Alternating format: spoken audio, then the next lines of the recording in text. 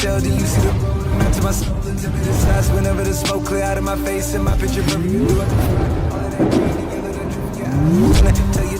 Hello and welcome back, fellow anime lovers, to Cypherfics. I am delighted to have you join us once again in the world of fanfiction and fantasy. This is the first part of, What If Harry Potter Meets Twilight? Special note, this fanfic is written and a masterpiece of Asian Lion Heart 310 on FANFICTIONnet. Do check and support the author too. Now smash the like, share and subscribe button for more. Also press the bell icon so that you never miss such great parts. Thanks for the introduction. Now let's dive into the world. Halloween, Godric's Hollow, nighttime. Are you sure you can handle the boy's wormtail? James asked his friend as the two of them stood at the entrance of Godric's Hollow, waiting. Oh, of course, Prongs. Everything will be fine, I promise. Peter Pettigrew responded to him in a squeaky voice. Peter was an extremely short man with grubby skin, mousy brown hairs, small watery eyes, and a pointed nose. He and James had been friends for a long time. They, in fact, went at Hogwarts together and were both sorted in Gryffindor, the House of Lions, alongside Sirius Orion Black and Remus Lupin. 3 out of 4 were equally animagus. They can turn into an animal. They did it to keep Remus company during full moons. Lupin was a werewolf after all. James was a stag, Sirius a black dog, a grim. And Peter was a rat. Because of this and the fact they were all pranksters, they chose codenames such as Prongs for James, Padfoot for Sirius, Moony for Remus and Wormtail for Peter. James then fell in love for a muggle born a wizard or witch born from non-magical folks, Lily Evans. He had to wait before she and him started dating. Later they married and Lily gave BRTH to 2 adorable boys. The first one, Harry, was the carbon copy of his father but got the emerald eyes of his mom, while his twin brother William inherited auburn hairs and Lily's eyes, much to James' chagrin. Following their births, Sirius, James' brother-in-law but BLD, became Harry's godfather while Remus became William's. The werewolf Bat objected at first but agreed after a long lecture from both Potters about them not caring about his furry little problem. However, things went downstairs because of the war.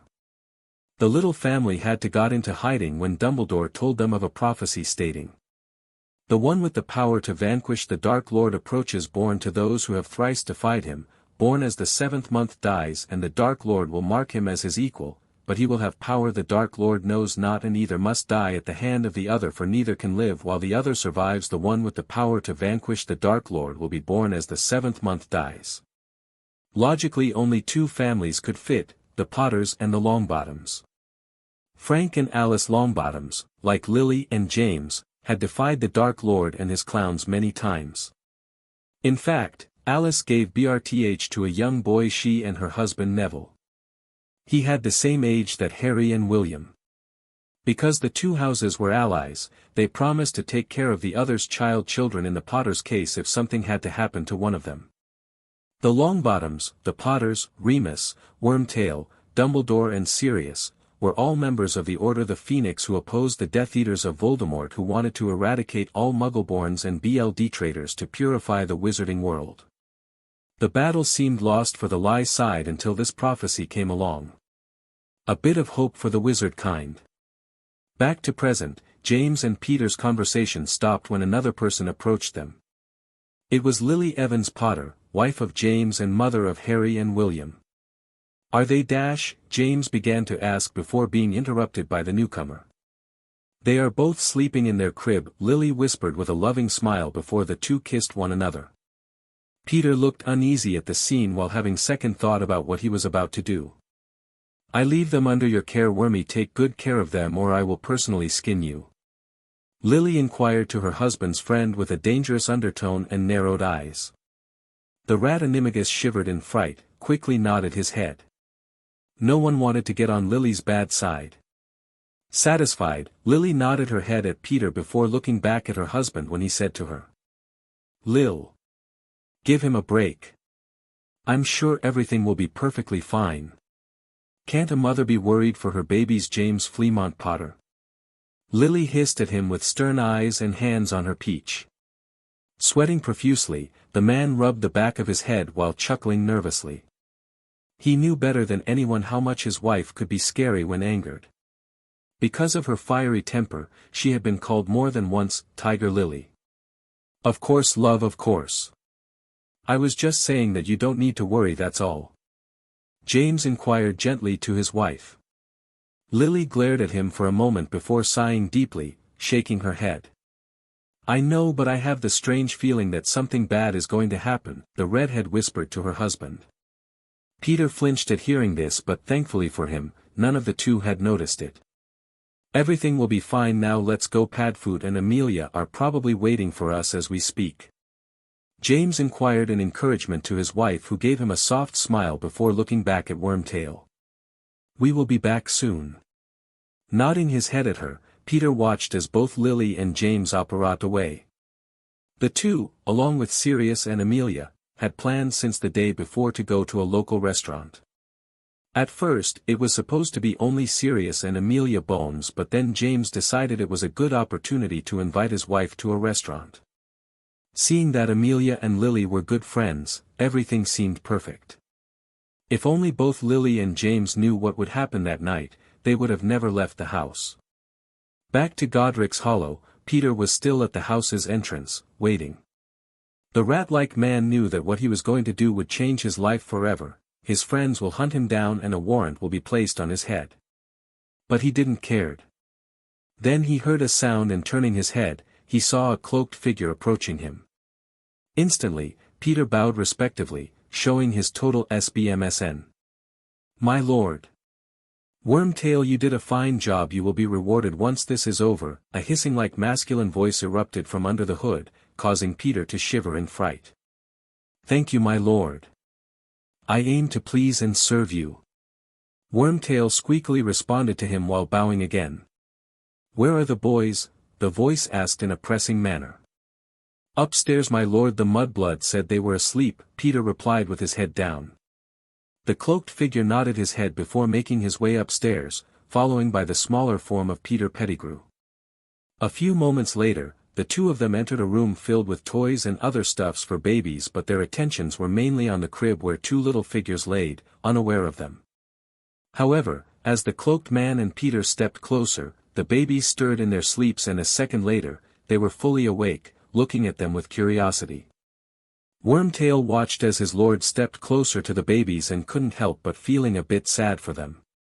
Peter had always liked the little ones and felt a little regret at giving them away, but he couldn't defy his lord, and beside it wasn't a big loss as the two were just half-bloods. Pettigrew had always been jealous of his friends. They had everything he wanted. Money, good looks. Prestige. Him. Nothing. That's why he joined the Dark Lord in secret. When he went to tell him that he became the Potter's secret keeper, the Dark Lord had been greatly pleased. Before coming to Godric's Hollow, Voldemort sent the Lestranges Bellatrix, Rodolphus and Rabaston to the Longbottoms. Just in case he chose the wrong family to target. Back to present, the cloaked figure was now standing right above the crib, and the two babies were watching him with wide eyes. Slowly, the Dark Lord pulled his hood away from his head, revealing it to everyone to see. He had no nose on his face and his skin was sickeningly pale. He looked to be half snake, half human. The little ones had different reactions to his face. William was glaring daggers at him, a face you don't see every day on a child, while his brother was silent. His green eyes shining with curiosity as he tilted his head to his right, watching this strange man. Lord Voldemort, for his part, watched the two infants with narrowed eyes. He had to admit that the auburn-haired child was courageous to glare at him like that, but he was also admiring the other one as well. Like their parents, none of them showed fear to him. But then he saw something that caught his attention. On the raven-haired boy's right hand, he saw a strange mark that intrigued him. 7 points with 4 of them forming what looked like a bowl, while the other 3 was similar to a handle. Wormtail. What is this mark? Voldemort asked his servant, who approached the crib to look at the boy's hand. His birthmark, my lord. No one know what this mean, even the healers, Peter responded in a squeaky tone. The Dark Lord hummed in thought as he glanced at the mark. It reminded him of something but he couldn't remember what it was. Shrugging, he decided to focus back on his mission, destroying the boys. Raising his wand, he pointed it at the most defiant one of the two, William, who hadn't stopped glaring at him. Of the two brothers, William was the oldest and the bigger one while Harry was smaller. "I will start with you first, nothing personal young one, but I cannot let you live," the Dark Lord declared softly but with an evil grin on his noseless face. William's glare hardened even more while Harry babbled in confusion. Peter watched the scene with some sadness on his face but knew that it was necessary. Avada Kedavra! Voldemort roared loudly and instantly, the killing curse's familiar green face shot out of the tip of his wands before heading toward its victim. Harry cried out in surprise at the strange light coming toward them while William wailed loudly. To Voldemort's shock, along with Peter, the spell miraculously bounced once it touched William before heading back toward its caster. The Dark Lord had just the time to scream in shock and anger when his own spell crashed against him. The attack was so powerful that it created a massive explosion that literally destroyed the room and a large part of the roof. Peter, who had been frozen in shock, stared at this with wide eyes, unable to believe that the most powerful dark wizard of all time was dead. But after a moment, knowing that the Potters would return because of the disturbance in the wards, Peter quickly turned into his rat form before fleeing the area as fast as he could. As he disappeared, he left behind two crying infants. Both of them were crying because of the loud noise, but of the two, only William received an injury. "Nothing serious, don't worry, just a little scar on his forehead whose pattern was similar to a lightning bolt." Barely a minute later, a group of people barreled into the room, looking around in shock. There were none other than Lily, James, Sirius and Remus.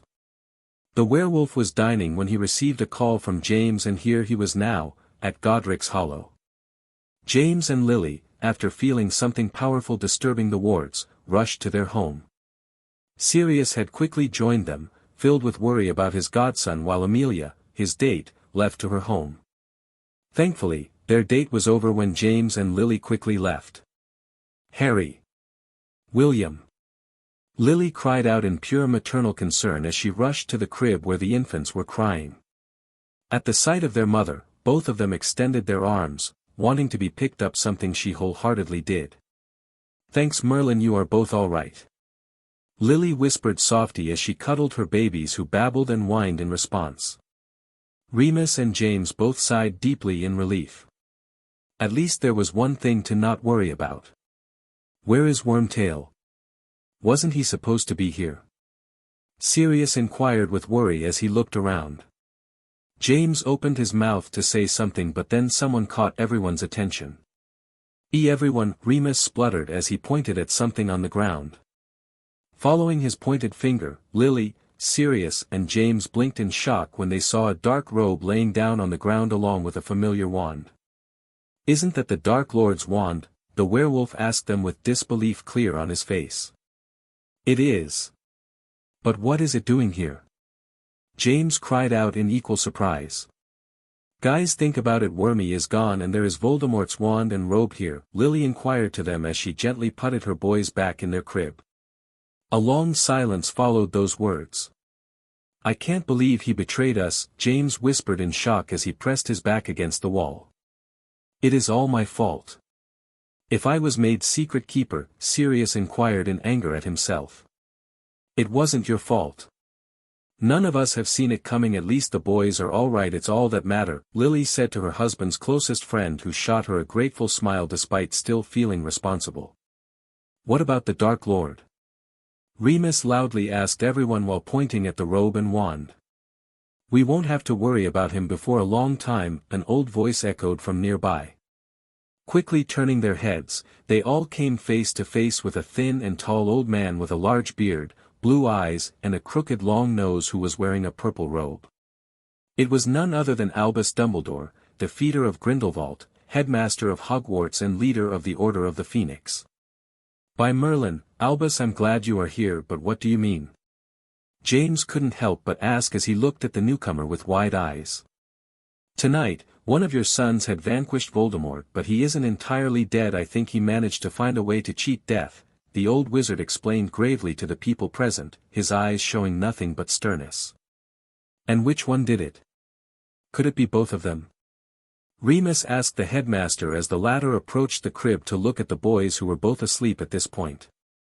"No, the prophecy was clear, the Dark Lord will mark him as his equal," Albus said back to the werewolf before looking back at the boys, examining them.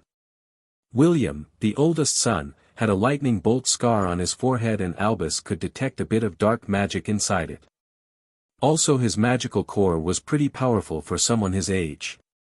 Once he finished with the first brother, the old wizard turned to the youngest. Harry had no marks on him except the one on his hand, but it hadn't been made by the Dark Lord.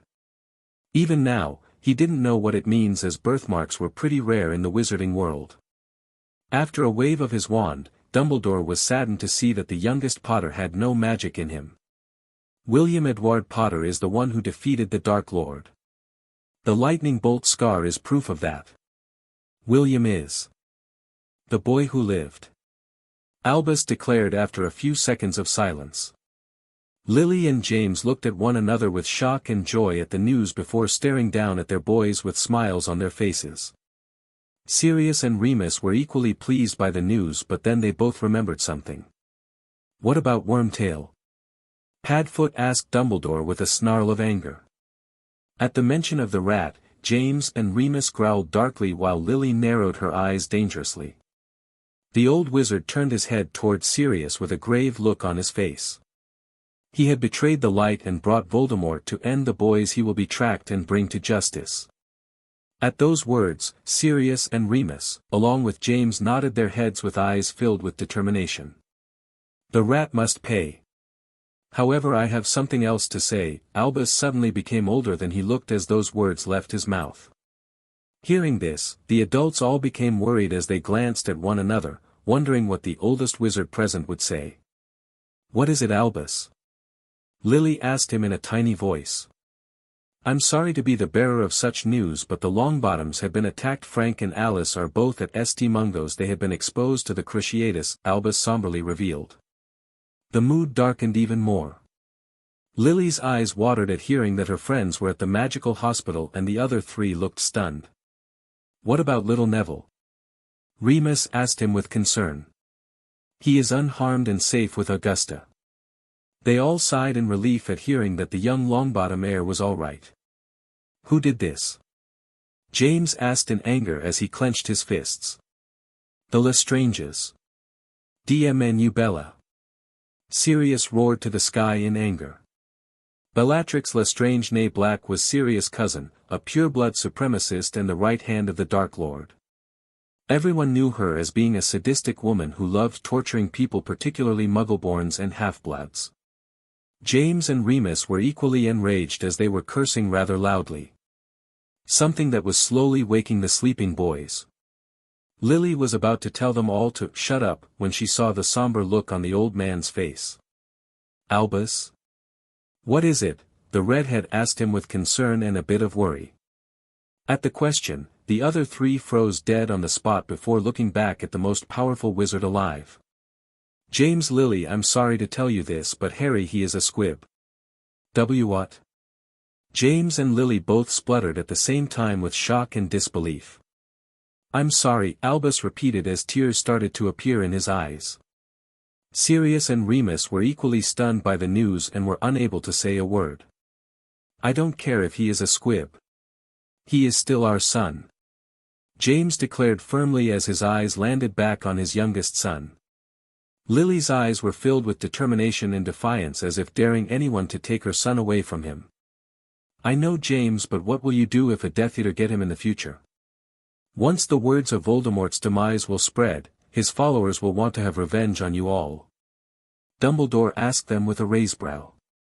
"I know, Albus, but IWE cannot abandon our son like that," Lily inquired to the old wizard. Staring at them both for a moment, Albus finally nodded his head in acceptance before looking at the other two when they started talking. "No one will touch my godson as long as I'm here." Beside him, Remus nodded his head with a determined face. So be it. I hope everything will turn out well for you all, Dumbledore inquired with a faint smile before operating away. With the old wizard gone, James and Lily picked up their sons before operating to Potter Manor alongside Sirius and Remus where, after putting the kids to bed, they celebrated the end of the war and the demise of the darkest wizard in history. As he slept peacefully in his crib, Harry didn't know that his life will change drastically a few years later. At Potter Manor, many people were gathered in the dining hall where balloons and garlands decorated the place. On the table, a rather large cake with candles on it. Today was a day of festivity for the Potters because someone was turning 4. Happy birthday to you. Happy birthday to you, William. Happy birthday to you. Lily, James, Sirius, Remus and many others chanted at the same time before clapping loudly at the end just as the auburn-haired child blew on his candles. 3 years had passed since the demise of the Dark Lord Voldemort and many of his followers had been arrested and imprisoned in the most terrible prison in the wizarding world, Azkaban. Sadly, some of them managed to escape it by claiming to be under the Cruciatus curse and with some bribes, much to many people's horror. Among them was Lucius Malfoy, the current Lord Malfoy and husband of Narcissa Malfoy née Black, who was a cousin of Sirius. The tension between Lucius and Sirius grew because of this, especially when the latter threw Narcissa and Bellatrix out of the Black Line while reinstalling Andromeda Tonks née Black, sister of Narcissa and Bellatrix, back. For being the one who defeated the Dark Lord, William was now a celebrity known as the Boy Who Lived, and was sent many presents of thanks for ending the war. He even received the Order of Merlin for it at the age of 1 by the Ministry of Magic. The name Potters was now spoken with nothing but respect, and Lily and James seemed to enjoy the attention they received from the medias and the populace. To the point they almost become as arrogant as some of the purebloods they fought during the war. However, it was thanks to this prestige that James and Sirius managed to pass many laws in favor of sentient magical creatures such as werewolves or centaurs. Remus now had a post at Hogwarts as Defense Against the Dark Arts, DADA for short. Some people at the Wisengamot, mostly from dark families, voiced their disapproval and for some their disdain, but because of their inferior numbers, they were ignored.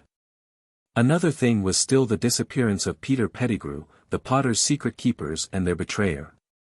Ever since that night, he had not been caught yet.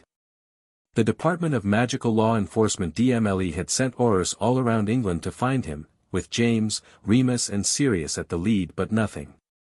In the end, it was declared that he must have left the country. However, the arrest warrant against him still stood with a good sum of money for the one who captured him. We could think that everything was good and all in the wizarding world, but not for everyone. Frank and Alice Longbottoms, thanks to the Lestranges, were tortured to insanity and were now forced to stay permanently at St. Mungo's hospital as they were now in a comatose state. Their son Neville was left to the care of Augusta Longbottom, mother of Frank. Lily wanted to gain custody of the orphan as she promised Alice to take of him, but in the end, she reluctantly left him with his grandmother. A part of Th. Longbottoms, there were also many people to mourn: Fabian Pruitt, Gideon Pruitt, both were Molly Weasley's brother, Rober McGonagall Minerva's brother, the McKinnons, the McGregors, Benji Wenwick, etc. Amelia, who married Sirius 2 years after the attack on Godric's Hollow, lost her parents, her brother Edgar Bones, her sister-in-law and their children. All killed by Death Eaters. The only family she had left was her niece Susan Bones, who she got custody of. Sirius accepted her like a daughter, just like Andromeda's own daughter, Nymphadora Tonks, who seemed to dislike her name a lot. Speaking Amelia, she was currently at home taking care of her and Sirius's son, Perseus Black, who was now 14 months. After all, a loud party was no place for babies. Back at the birthday party, many children were present, mostly of William's age, and among them were the Boy Who Lived's best friends, Susan Bones, Hannah Abbott, Daphne Greengrass and Tracy Davis for female friends, and Neville, Blaise Zabini, and finally Ernie Macmillan. William had asked his parents to not invite Ronald Weasley and his mom Molly Weasley née Pruitt. The orange-haired boy was rude and seemed to only see him as the boy who lived, while the matriarch was creepy to his opinion. She always looked at him as if he was a piece of meat. Of course, James and Lily agreed wholeheartedly. Arthur hadn't been offended as he could understand their point of views. Anyway, while the kids were having fun, the adults were chatting or drinking. Albus Dumbledore was also present, having been invited by the Potters. The old wizard loved William like a grandfather, but as he talked with Minerva McGonagall, his deputy headmistress, he noticed something that concerned. Someone was not present at the party. Harry James Potter, the youngest son of the Potter couple and a squib. Many people in the wizarding world knew they had a second son, but no one knew that he was without magic. Thankfully, their main attention was focused on the eldest, William the Beau, who lived. Looking around, he found no trace of the boy he was looking for. He wasn't even with the children. It wasn't the first time it happened, so he released a deep sigh before approaching the Potters, who were in deep conversation with the Greengrasses. He stopped when he heard them talking about a possible marriage contract between young William and Daphne. Frowning, Dumbledore then cleared his throat, which caught their attention. Dumbledore, the Greengrass Patriarch, Eugene, greeted the old wizard respectfully. The Greengrass family was a neutral family during the war, but it was no secret that they weren't really fond of Muggles. So seeing them here was kinda surprising. Well, entirely seeing that Lily was rather good friend with Ivy Greengrass.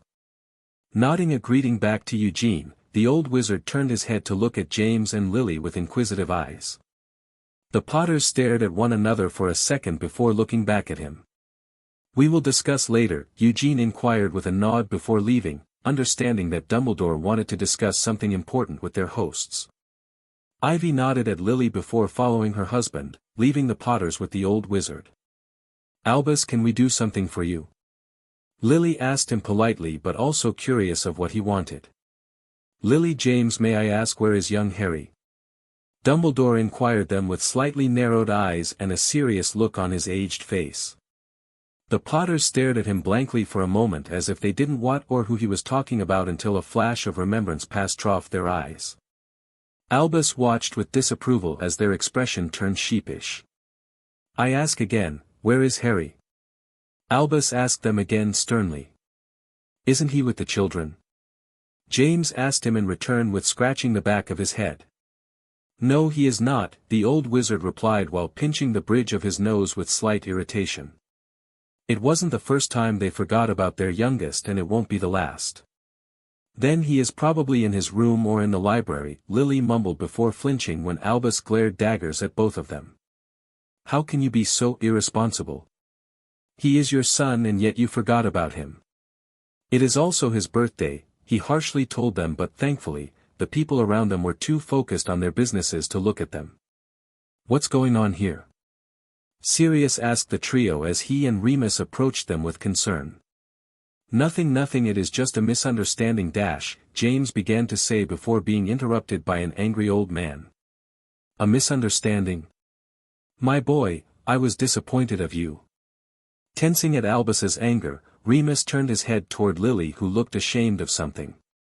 "Lil, what is this all about?" the werewolf asked her while pointing at Albus and James. We kinda forgot about Harry again," the redhead responded in a soft tone, feeling really bad.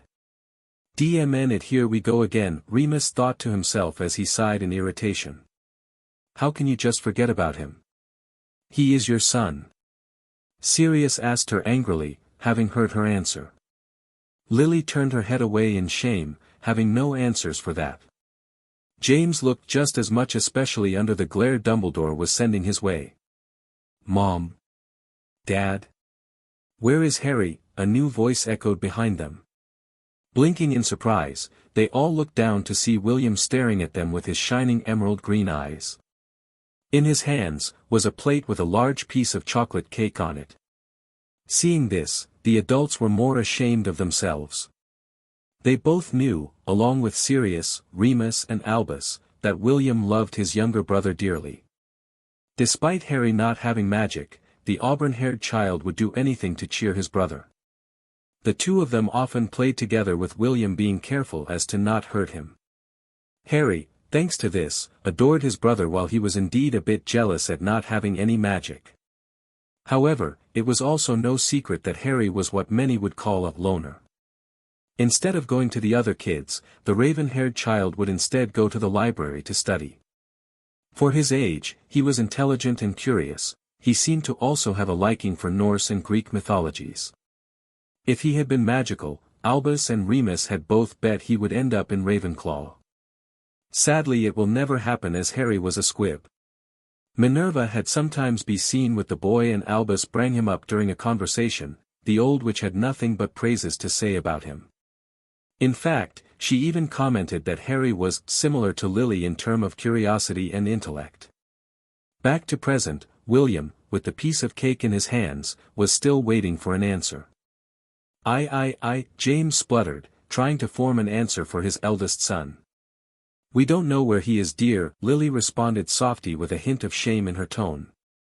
"Don't worry, my boy. I'm sure he is in his room," Albus inquired to the auburn-haired child when he saw him starting to be concerned. The old wizard barely said those words that James called out rather loudly. "Tinky." "Mstr," James called for Tinky, a male house elf asked squeakily as he appeared in front of the man. "Do you know where is Harry?" James asked him, and the group could see the elf's eyes narrowing at his Mstr as he responded. "The young Mstr is still reading in his room." However, Tinky then added with a whisper, "Not that Mstr and Mstrs care much anyway." James opened his mouth to say something but cowered under the glare he received from Albus, Sirius and Remus. Lily seemed at the verge of tears as she looked at the house elf, but then noticed something. William was not there anymore. Using this momentum, Tinky left with a snap of his fingers, no wanting to deal with this once again. All the house elves loved the Potter boys and were kinda angry at Lord and Lady Potter for being no negligent with their youngest. It happened many times, and sometimes, it would take days before either James or Lily would remember Harry. In fact, they just broke their own record today. It had been 2 weeks since the last time they asked about him. Usually it was William who always asked them about his brother. The young boy somehow knew that his parents didn't seem to care much for his younger brother, so stopped asking them at this point until tonight. Speaking of William, he was right now standing in front of a wooden door, the entrance of Harry's bedroom. Clenching the plate in his hands, William opened his mouth to call out. "Harry?" "Will?" his younger brother called out from inside the room. "I have some cake for you," William explained as he waited for Harry to open the door. The sound of someone climbing down a bed was heard from the other side of the door before it opened to reveal Harry James Potter. Unlike his brother, Harry had paler skin because of the lack of sun on it. Why? Because his parents forbidden him for leaving the manor. At first he had protested, but now he reluctantly obeyed. Harry was a squib, and because he couldn't perform magic, he would be unable to defend himself if a Death Eater somehow break in. That, and they didn't wanted him to be kidnapped for later be used as a pressure way against the Potters. Harry internally hated himself for being magicless. He also disliked his parents for ignoring him in favor of his brother. He loved his brother, but still he felt a pang of jealousy each time William was hugged by their mother or tickled by their dad. He had stopped calling Lily and father mommy and daddy 2 years ago. Now he called them mother and father respectively.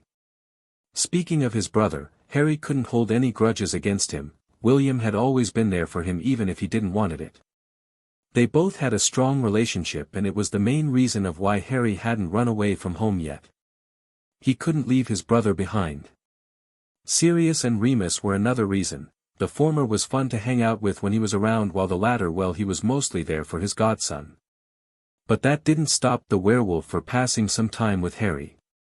Albus Dumbledore was also someone Harry grew to appreciate. He was like a grandfather for him, but sadly he wasn't always there for him, and in fact, each time those blue eyes landed on him, Harry swore he saw sadness shining in them.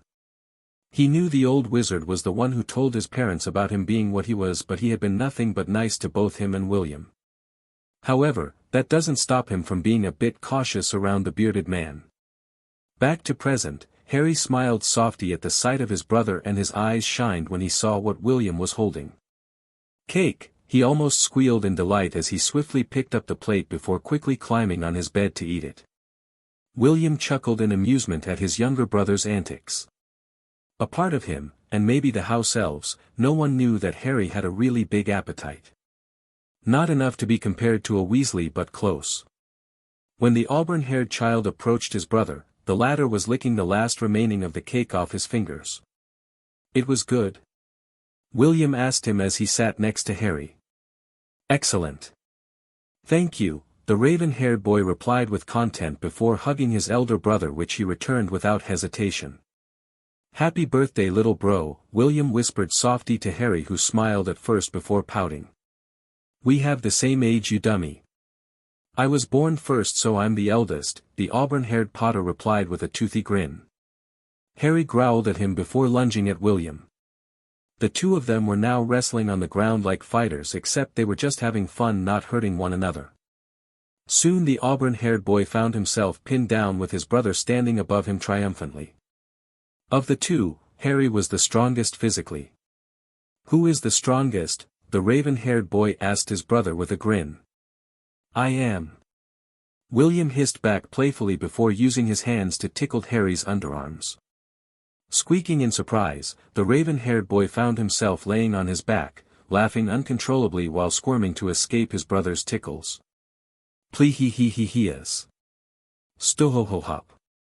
Harry tried to say between laughs. "Not before you say it." William hissed at him mischievously as he kept tickling his doomed brother. "Never."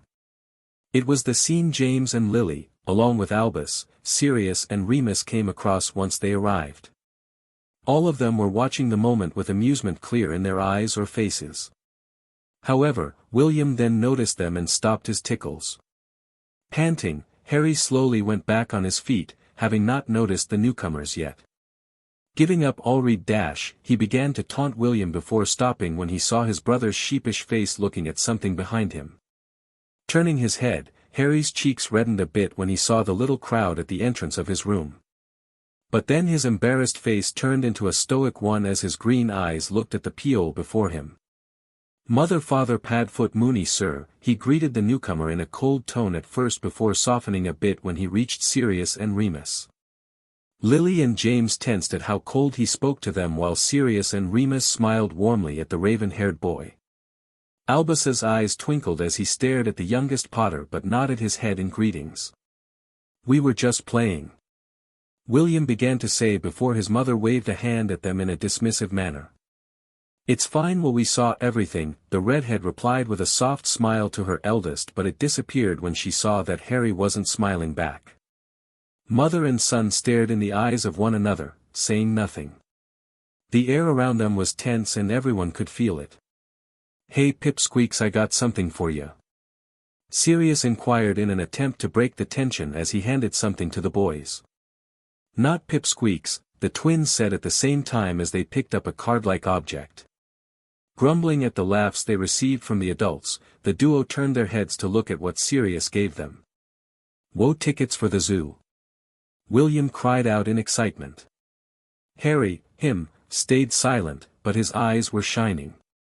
It was easy to understand that he was as excited to go than his brother. "Of course. I thought it would be a good trip for you and Harry. You can go there whenever you want," Sirius replied with his familiar mischievous grin. The second Lord Black, he claimed his lordship right before his wedding with Amelia Bones finished talking. William turned his head toward his parents, using the cute puppy eyes. Behind him, Harry did the same as himself wanted to go. "Can we go to the zoo, mommy, please?" William inquired in a soft tone while looking at his mother right in the eyes. Harry, to be sure that they would win, even made a small sound strangely similar to a puppy. Lily's heart almost stopped beating at the sight of her boys being so cute. But deep down she was a bit annoyed. Her own eyes were used against her. Normally it's her who do this with James. And now they were using the same technique against their own mother. Noticing his wife's behavior, James couldn't help but commenting with amusement, "How does it feel to be the victim of the eyes?" "Quiet you!"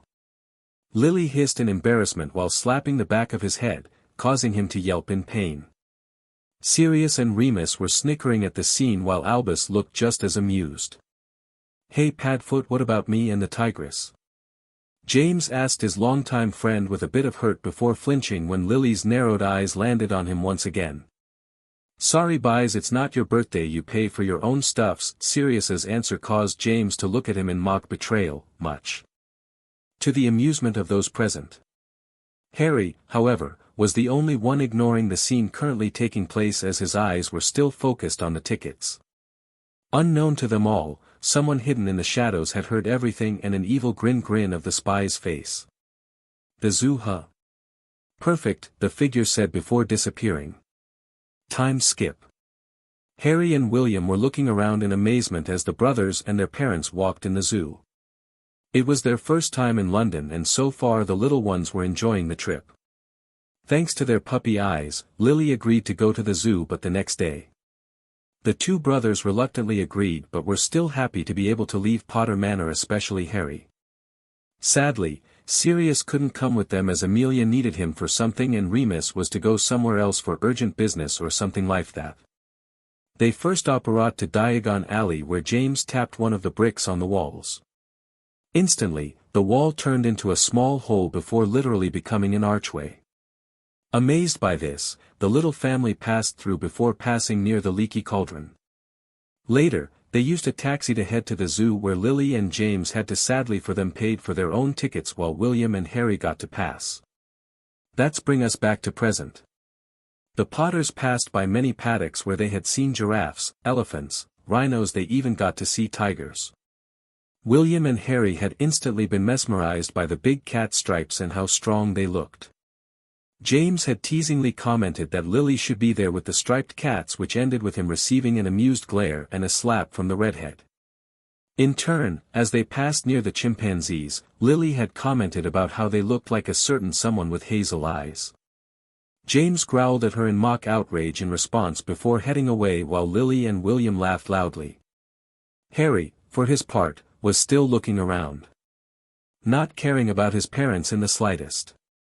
William wanted to see the reptiles, but his father had firmly refused because he didn't want to see slimy snakes. Instead, they settled for going to the lion's paddock. Why? Because a certain Lord Potter said, and I quote, "Because a lion is what you will be once you enter Hogwarts." James was 100% sure that William would be in Gryffindor like many other Potters before him. Lily was more open. William was an intelligent boy and loyal to his brother, so it was possible for her that he would end up in Ravenclaw or Hufflepuff. But knowing how her husband saw those houses, it was better to not voice her mind yet. Anyway, as they passed near another paddock, Harry froze when he heard a deep voice echoing from nearby.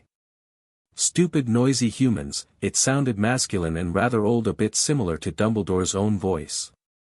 Turning his head, Harry found himself looking at the nearest enclosure where, sitting on a rather large rock, was one of the most powerful creatures in the mundane world, the brown bear. Unconsciously, the raven-haired boy stepped closer until he was now standing in front of the glass, looking at the brown ursine. "Did you just spoke?" Harry asked it, unaware that escaping his lips were not words but soft growls. Thankfully for the boy, there were no one else close enough to hear it. Instantly, despite the loud voices of the other people, the old bear's large head turned toward him before slowly making its way toward the glass, still looking at the boy. "A speaker? I have heard about people like you by my mother, but I never believed them." The ursine, who was definitely a male by the sound of his voice, inquired with surprise. Hearing this, the raven-haired boy frowned in confusion. "But sir, aren't we speaking English?" Harry asked the old mammal. "No cub, we are speaking the languages of bears," the old ursine replied with a growl of amusement before becoming serious again when his eyes landed on something on the boy. "Now that explain how you can speak it." "What?" Harry asked him in curiosity, still processing the fact he could talk to bears. "You have been marked by the GR, watch out," the old bear began to say before roaring in alarm. Harry turned around to face whatever the bear warned him off, only to end up facing the tip of a wand. Sadly, he couldn't see who was holding it as the wizard or witch's face was hidden by a hood. "Follow me quietly, boy, or I will make you suffer," the hooded figure said in a cold masculine tone. What do you want from me? Harry asked him defiantly, which caused the man to chuckle. From you nothing. It's your brother I want. Now be quiet and fall dash, the man began to say before yelping in fright when an enraged brown bear collided against the glass, growling loudly. Leave the cub alone. The old bear roared in anger as he tried to break the glass. The guttural roar caught the attention of the other visitors, who turned their heads to look at them. Many screamed and panicked when they saw the bear trying to break the glass. The hooded man cursed loudly when he saw Lily and James Potter along with the brat who lived appearing through the crowd before rapidly approaching. It is not over. He cried out before running away from the scene. Get back here, you coward.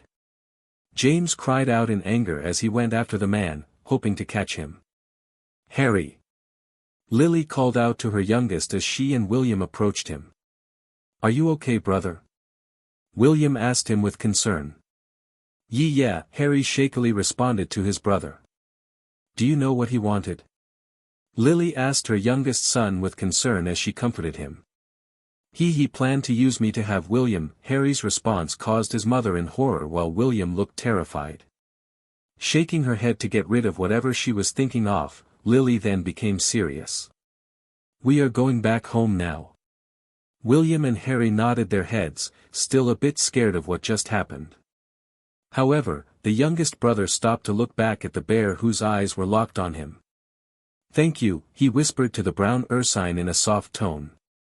Take care, cub, the bear replied in an equal tone before watching as the trio disappeared through a corner, while veterinaries came toward him.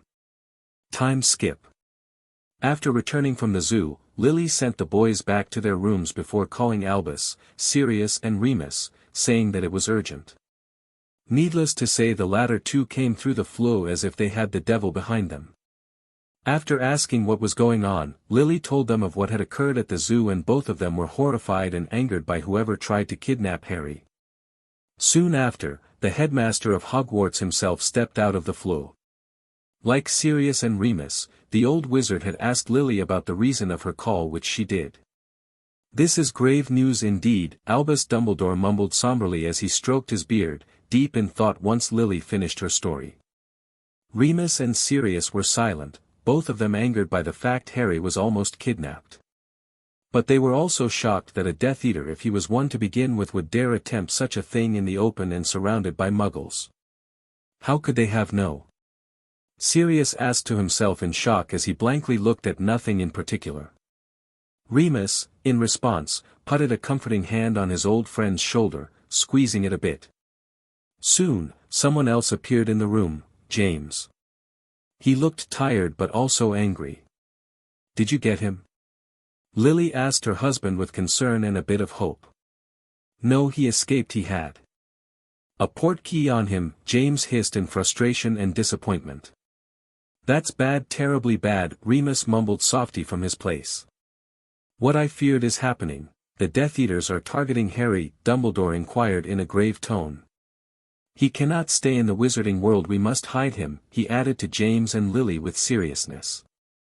The two, unlike 3 years ago, only glanced at one another before sighing deeply. Maybe it is for the best. I love him dearly and I can't bear seeing him hurt by some mad people. Lily declared in a broken voice. Where do you plan to send him, Albus? James inquired the old wizard while wrapping a comforting arm around his wife's shoulders. Dumbledore went deep in thought for a moment before looking back at the parents. Maybe you could leave him to Petunia. Absolutely not. She hates me and anything magical. Lily snarled in anger and outrage as her mind went to her sister. The two had broken apart the moment she got her Hogwarts letter, and thanks to her jealousy, Petunia grew to hate her sister and the world she was unable to enter. They never went to each other's weddings. Maybe, but Harry isn't magical, remember? I'm sure she will be more accepting of raising him because of this fact, Albus said in a calm tone, not bothered by the look of anger on the redhead's face.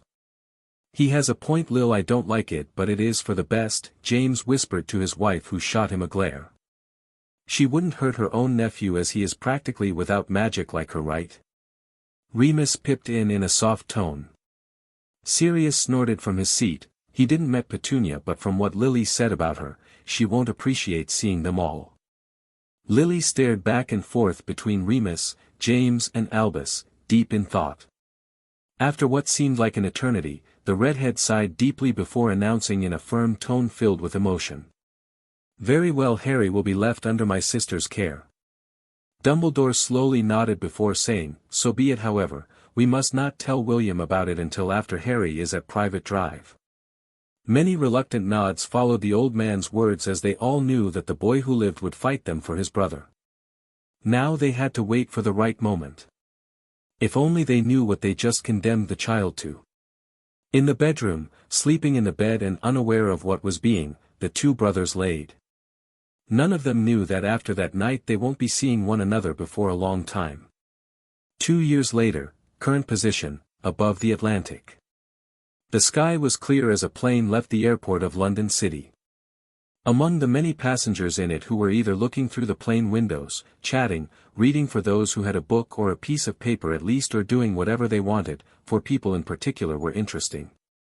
The first one was a big, beefy man with a large face who had thick, dark hair, a bushy black mustache, with hardly any neck, mainly because of how fat he was, and mean little eyes.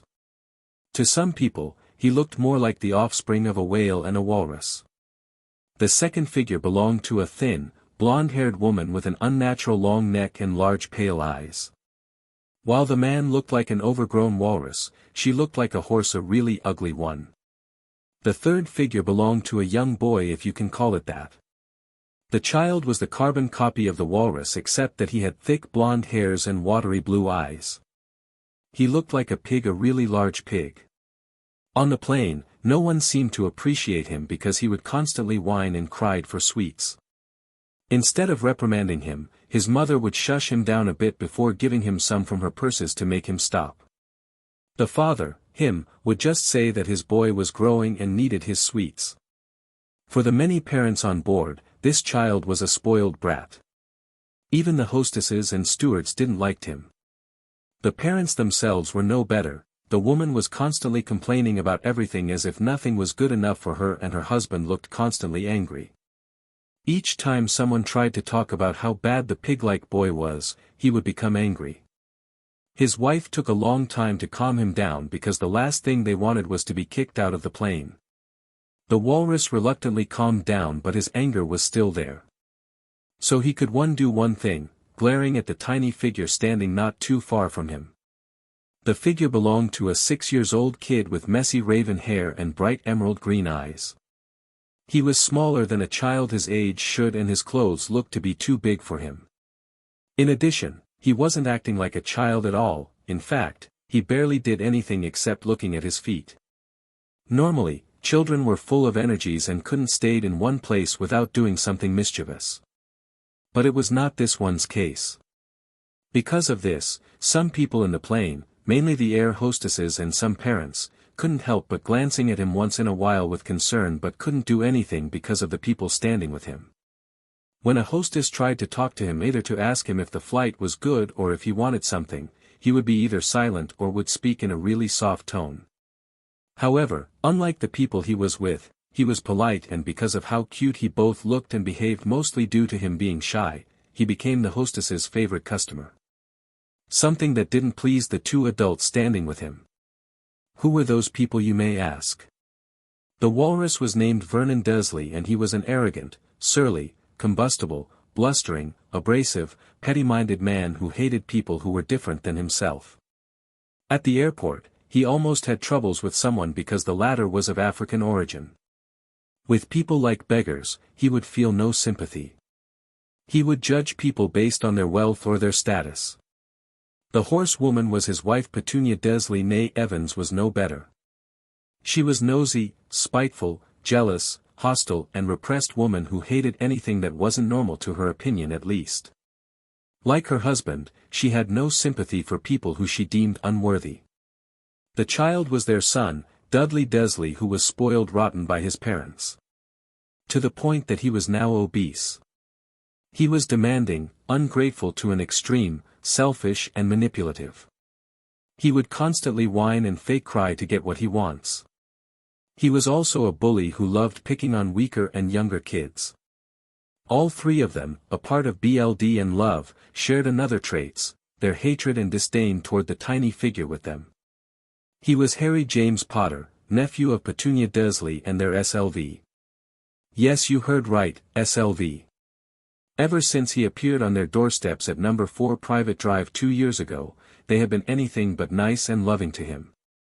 They took pleasure in making him do every possible tasks in the house, and when he wasn't doing good enough in their opinions, he was beaten and starved.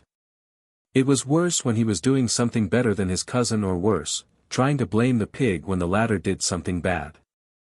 Harry Potter greatly suffered at the hands of his relatives, and because of their treatment of him, he hated them with passion. He still remembered the day he woke up after the incident of the zoo as if it happened yesterday. The day his life turned from neglect to living hell. 2 years ago. Groaning, the raven-haired 4-year-old child slowly opened his eyes before blinking in confusion when he found himself looking at some woods and bottles of milk inches away from his face. Where I am? He asked to himself as he went back on his feet, looking around at his surroundings. Harry realized that he was standing at the doorsteps of a 2-floored house, and as he looked at the neighborhood, he blinked when he noticed that all of them looked the same. No originality at all. The raven-haired young boy was beginning to panic as he didn't know where he was, but then he saw something at his feet. A letter had fallen from his pajamas. Slowly picking it, his emerald green eyes started to read what was on it, and tears began to run down his cheeks at what he heard. Dear Petunia, I know we never got along in the past, but I hope you have a good life with your husband and son. I know you probably don't want to hear anything about me or our kind, but I don't have much choice. With this letter, you will find a young boy with black hairs and eyes like mine. He is my youngest son and your nephew, Harry James Potter. As for why he is at your doorsteps, well, me and his father decided it would be better for him to live in the Muggle world as he has no magic in him. The other reasons I leave him under your care is first because I have to protect him from people who want our BLD. Being a squib, Harry is unharmed against our enemies and so an easy target for them to use as leverage against us. The second reason is because his godfather cannot take care of him. With him being a squib, it would be too difficult for him to raise Harry as his own while raising his own child. It pains me to abandon him, but it is for the greater good.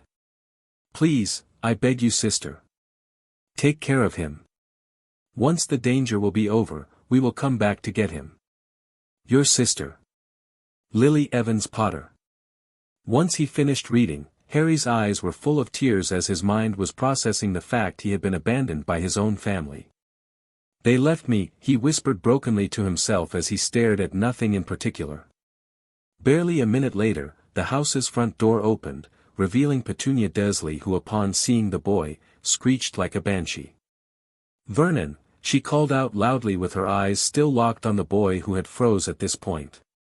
What is it, pet? A masculine voice asked from inside before a walrus-like man appeared behind his wife.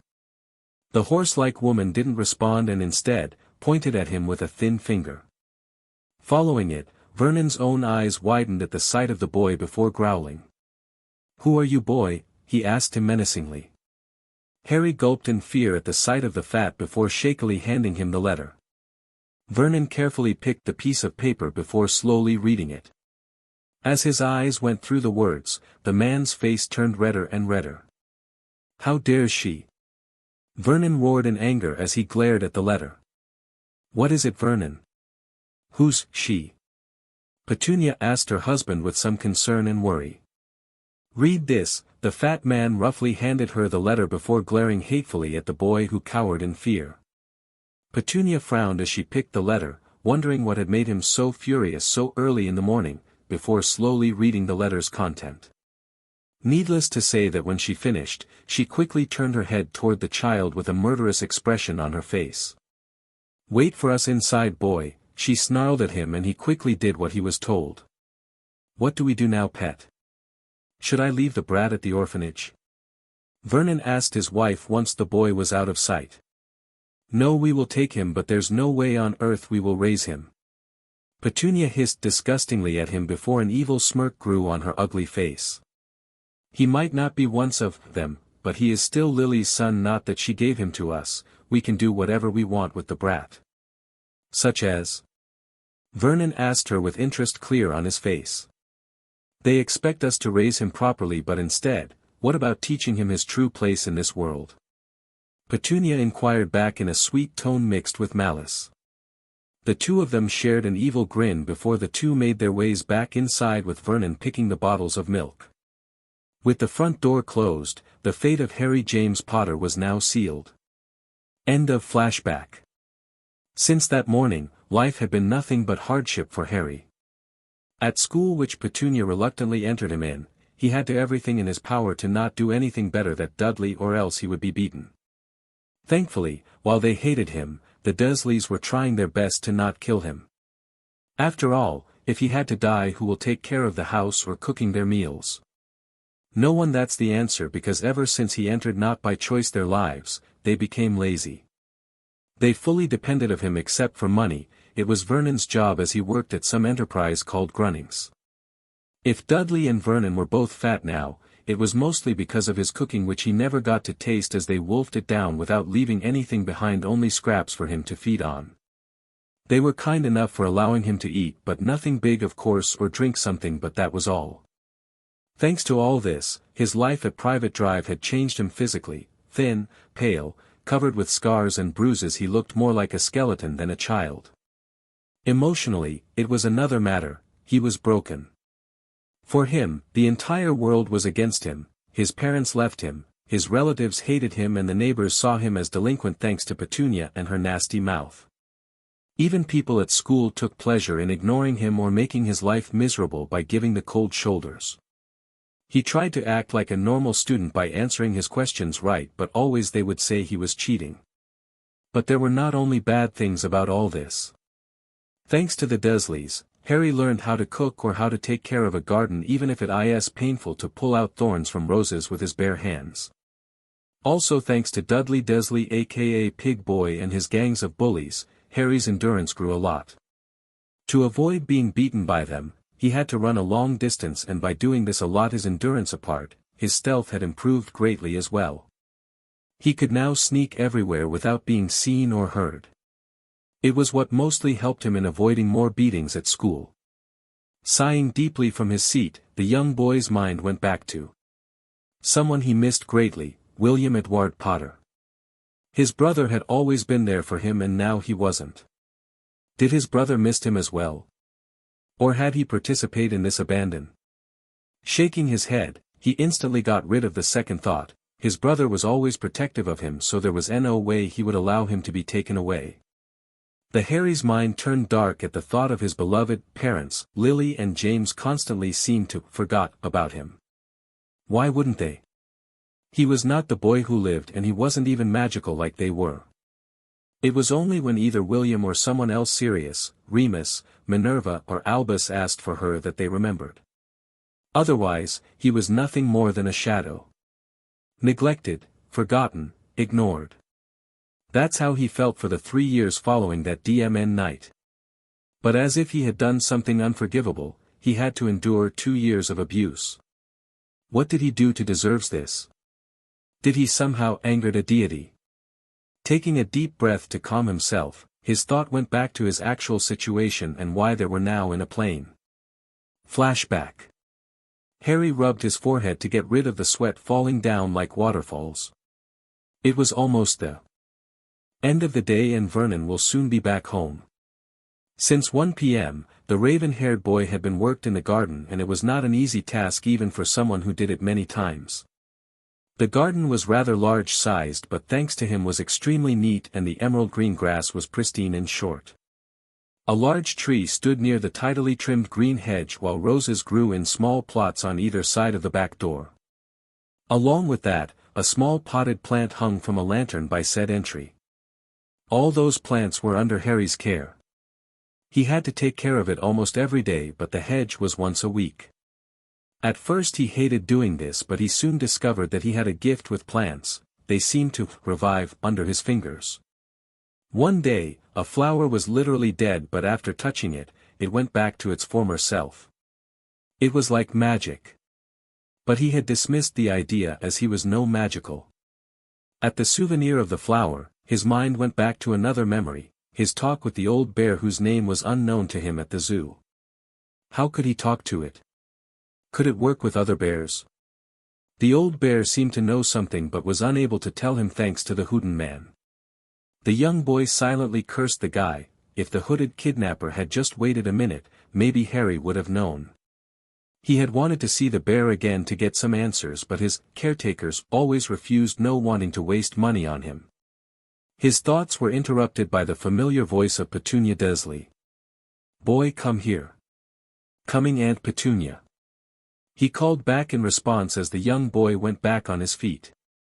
However, before re-entering the house, Harry made sure to put the tools he used back to their place so his uncle wouldn't punish him again. Once it was done, he entered the house where he came face to face with his Aunt Petunia, who had her hands on his hips while glaring down at him. "In the kitchen and start making dinner," she harshly told him with narrowed eyes. "Yes, Aunt Petunia," he grumbled softly before heading toward the kitchen. The kitchen was filled with spotless modern appliances, including a television, and was mostly pink and white in color. Thanks to Harry, the area was surgically clean. The dining room, which was at the same place, had a sizable table, big enough to allow 6 people to eat together. Sighing deeply, the raven-haired boy started to work. As it is Saturday, he decided to make a bangers and mash. In short, it was just sausages with mashed potatoes and gravy.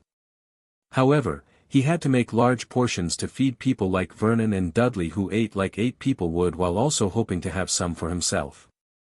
20 minutes later, Vernon Dursley entered the house with a look of joy on his face as he approached the living room. Speaking of the living room, it had a boarded-up fireplace, in front of which sat an electric fire, and the entire area was decorated in pastel tones of beige, salmon pink, and peach. It was cozy and homey. It was at his part of the house that the fat man found his wife and son. "Petunia. Dudley. I have great news," he loudly called out his family, who stopped what they were doing. One was knitting while the other was watching TV to stare at him. "What is it, Daddy?" Dudley asked his father with some curiosity, even if it was clear he was annoyed at having to stop watching his cartoons. "I'm glad you asked, Dudders," Vernon inquired with a chuckle as he ruffled the top of his son's head. Then he looked back and forth between the two of them before opening his mouth to answer. "I got a promotion from my boss." "Congratulations," Petunia said to her husband with a proud smile, while Dudley seemed unaffected by it. "So?" he asked stupidly, as he doesn't see the point. "I also got airline tickets for Montana," Vernon replied with a beaming smile as he pulled out 3 tickets from his pocket.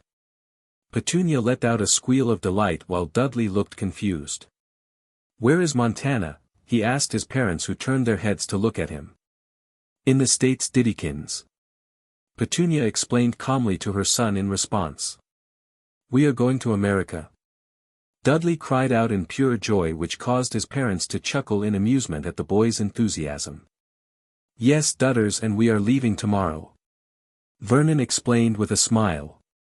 The blonde pig-like child cheered in pure bliss. He had always wanted to go to America. Well, it was more for the food than anything else. "What? Really? But don't you have work next week?" Petunia asked him with a frown despite her happiness.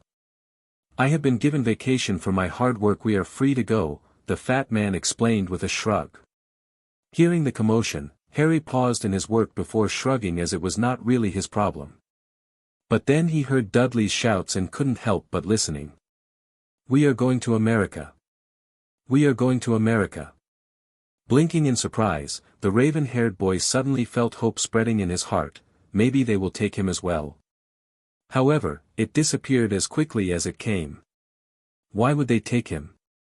For all he knew, he would be left at Miss Fig's house. Arabella Fig lived in the same neighborhood than the Dursleys and sometimes played babysitter for him. He didn't like her much, as he often saw her shouting him looks of pity whenever she thought he wasn't looking. That he disliked her cats a lot. Each time he approached on, it would jump away from him, hissing. They feared him for some reason. Well, at least it was the case the first times, but even now, the felines looked cautious.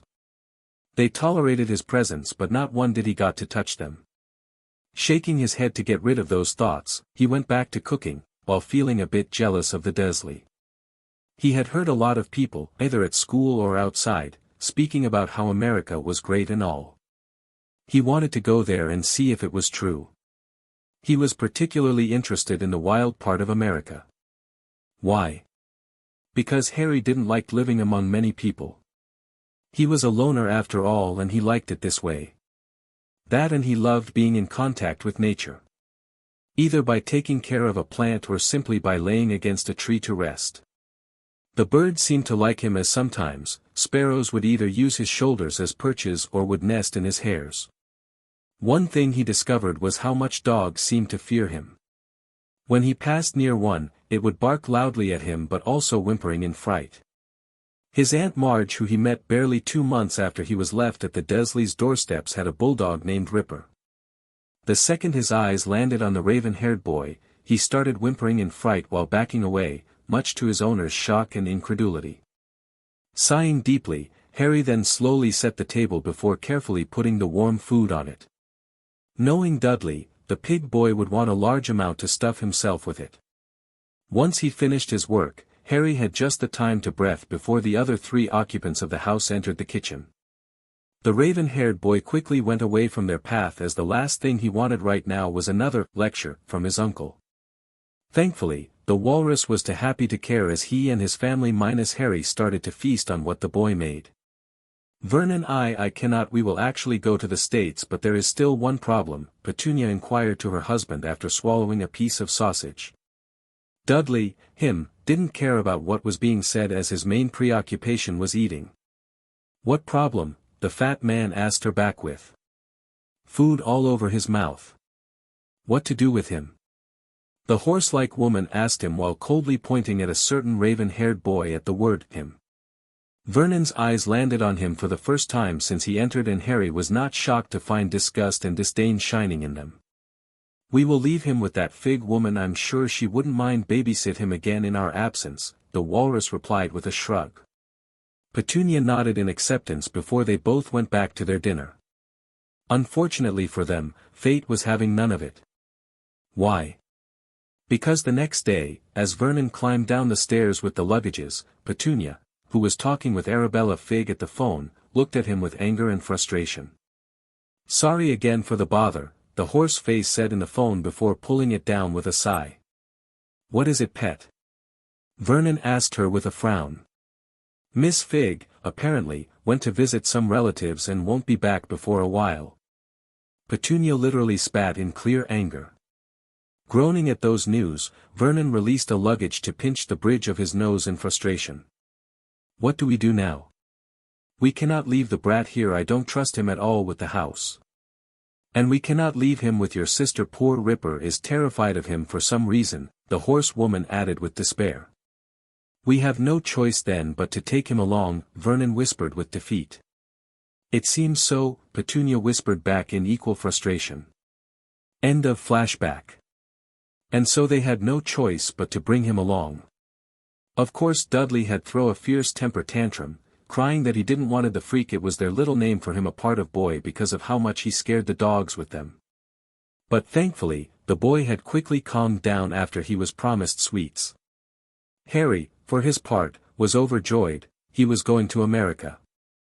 And from what he heard, they were going to Montana, the 4th largest state in the USA. Montana was famous for its natural beauty, its diverse wildlife, and the abundance of natural mineral resources. Thanks to all this, Montana was nicknamed the Treasure State.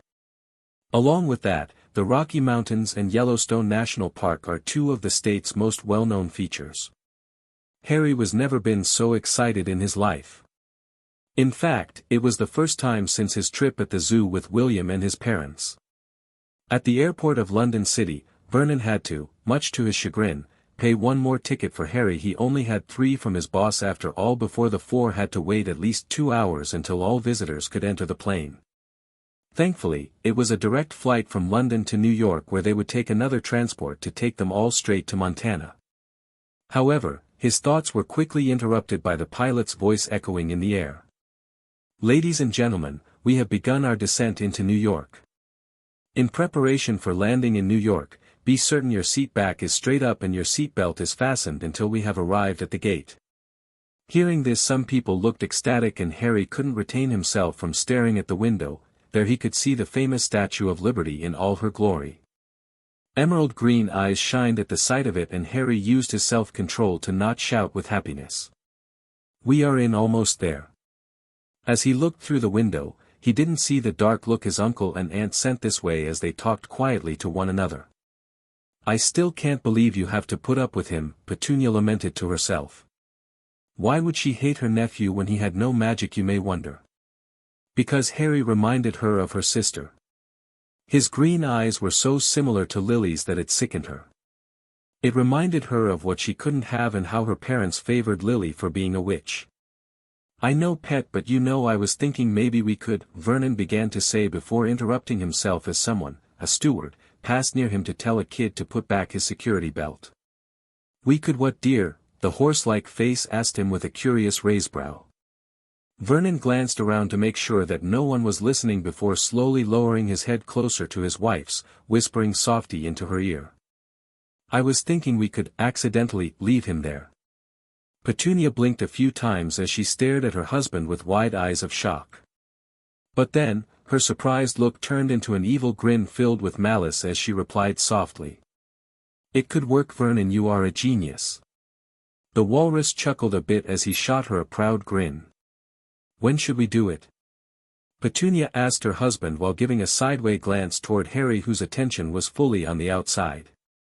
"Once we are in Montana and where no one is watching," Vernon's response filled her with anticipation as the two of them shared a gleeful look at one another.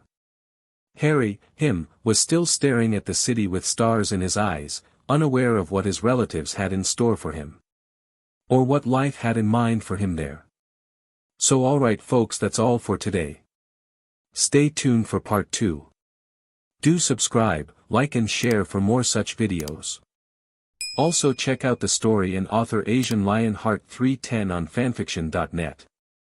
Press the bell icon to be notified first on release. See you in the next video. Till then, goodbye.